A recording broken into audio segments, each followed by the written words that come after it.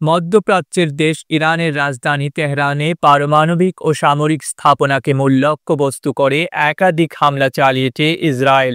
ইরানের স্থানীয় সময় শুক্রবার ১৩ জুন ভোর ৪টার দিকে তেহরানে একাধিক বিস্ফোরণের শব্দ শোনা যায়।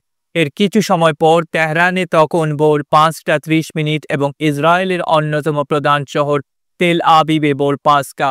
ইসরায়েলের প্রতিরক্ষা মন্ত্রী হামলার বিষয়টি নিশ্চিত করেন। পাশাপাশি প্রতিরক্ষা মন্ত্রী তাদের দেশে জরুরি অবস্থাও ঘোষণা করেন। তিনি বলেন, খুব শীঘ্রই ইসরায়েলের ওপর পাল্টা হামলা চালাতে পারে ইরান।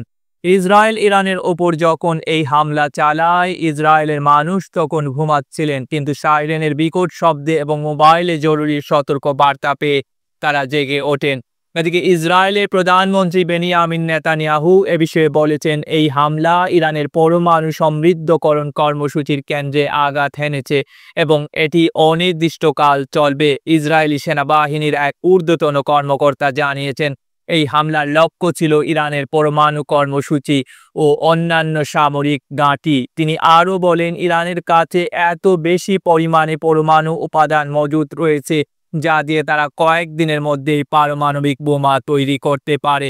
ইরানে ইসরায়েল বোমা হামলা চালানোর পরপরই যুক্তরাষ্ট্রের পররাষ্ট্রমন্ত্রী মার্কো রুবিও একটি বিবৃতি দিয়েছেন। তিনি স্পষ্ট করে বলেছেন যে এই অভিযানে যুক্তরাষ্ট্রের কোনো সম্পৃক্ততা নেই। তিনি বলেন, ইসরায়েল ইরানের বিরুদ্ধে একতরফাভাবে সামরিক পদক্ষেপ নিয়েছে। ইরানের বিরুদ্ধে এই হামলায় যুক্তরাষ্ট্রের কোনো সম্পৃক্ততা নেই। মধ্যপ্রাচ্যে অবস্থানরত মার্কিন সেনাদের নিরাপত্তা নিশ্চিত করা এখন আমাদের শীর্ষ অগ্রাধিকার, বলেন মার্কো রুবিও। তিনি আরও বলেন, ইসরায়েল আমাদের জানিয়েছে যে তারা আত্মরক্ষার্থে এই পদক্ষেপ নিতে বাধ্য হয়েছে। প্রেসিডেন্ট ট্রাম্প এবং তার প্রশাসন ইতোমধ্যে আমাদের সেনাদের নিরাপত্তার জন্য প্রয়োজনীয় সব ব্যবস্থা নিয়েছে। পাশাপাশি আমরা আমাদের আঞ্চলিক মিত্রদের সঙ্গে ঘনিষ্ঠ যোগাযোগ রেখেছি।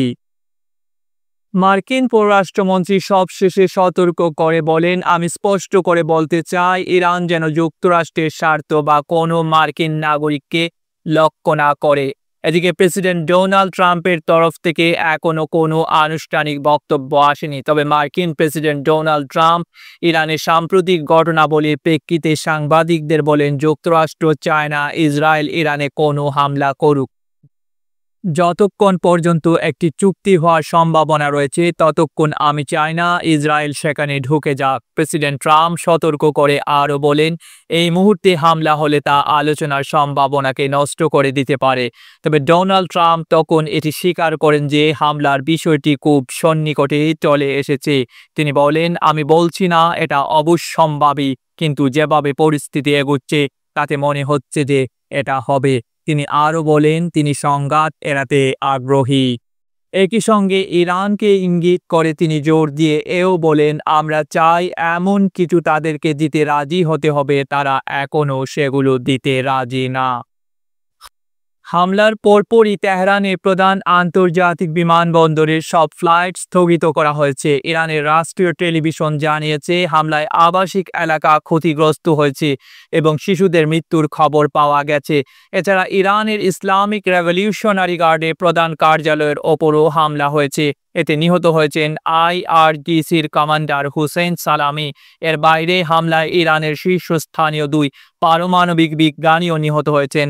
তারা হলেন ইরানের পারমাণবিক শক্তি সংস্থা AOI এর সাবেক প্রধান ফেরেইদুন আব্বাসি ও তেহরানের ইসলামিক আজাদ বিশ্ববিদ্যালয়ের সভাপতি মোহাম্মদ মেহেদি তেহরানচি। ডেস্ক রিপোর্ট, আধুনিক কাগজ।